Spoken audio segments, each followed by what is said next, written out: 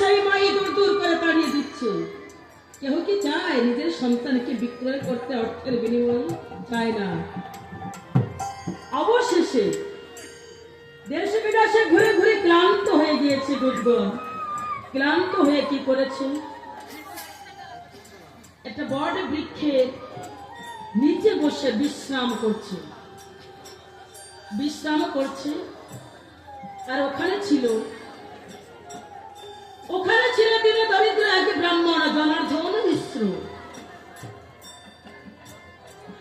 জনার্দন মিশ্রের 3টি পুত্র ছিল, শ্রীনাথ, পল্লব, কুশধ্বজ। কনিষ্ঠ পুত্র কুশধ্বজ ছিল একনিষ্ঠ ভক্ত, কৃষ্ণ ভক্ত।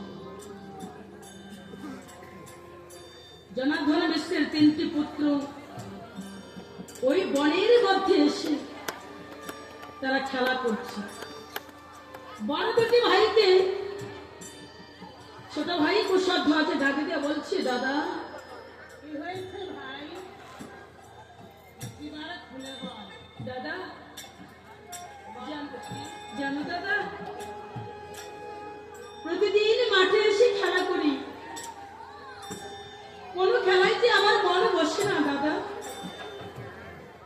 আজ যে আমি একটা নতুনই খেলা খেলতে চাই তোমাদেরকে নিয়ে। কি এমন নতুন খেলা খেলবি বল খুশি?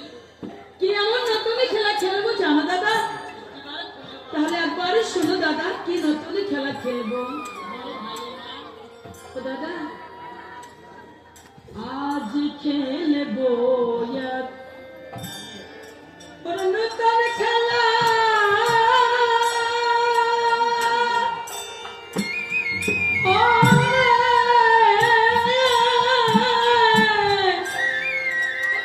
আমি খেলবো রাধা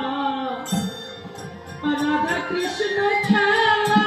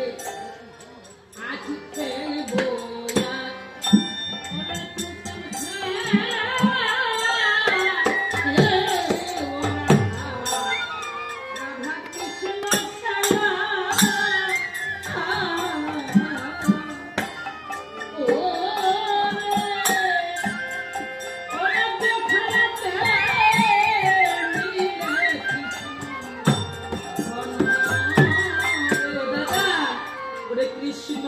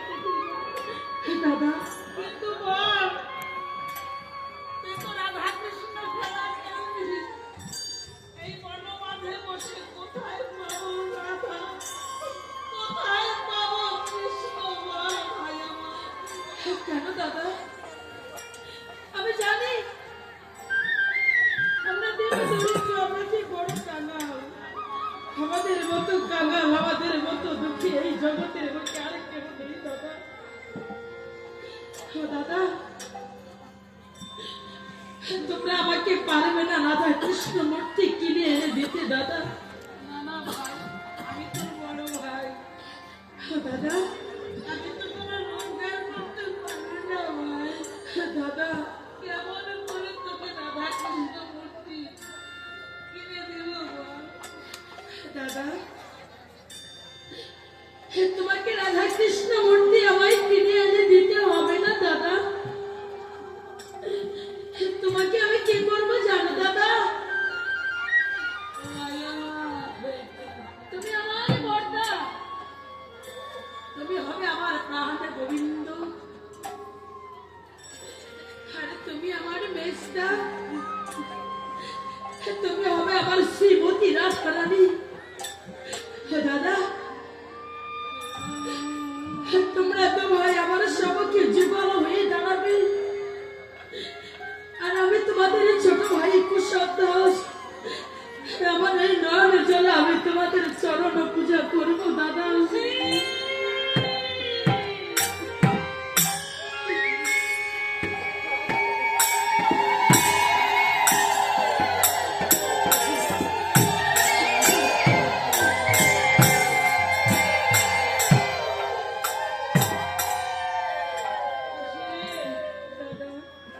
রাধা কৃষ্ণ পূজা করবি,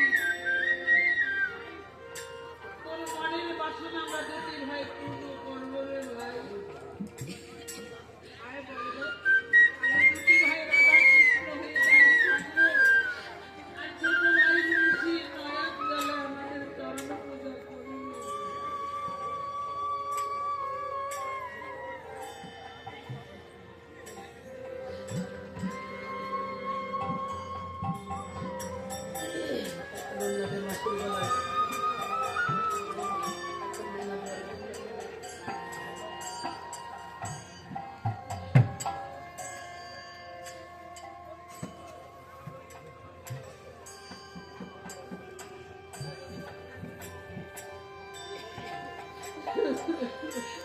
বলবন রাধা কৃষ্ণ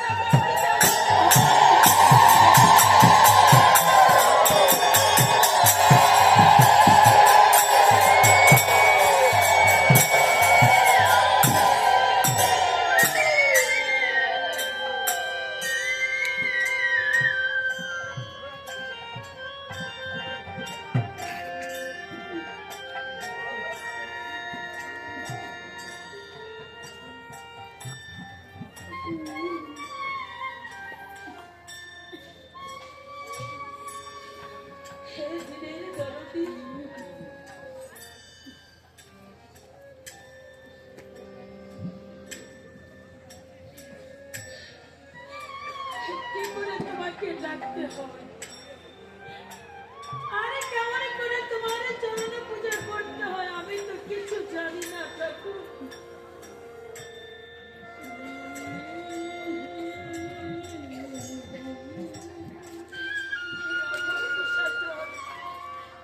কেমন ভাবে তোমার চরণে পূজা করতে হয় কিছু জানি না ঠাকুর।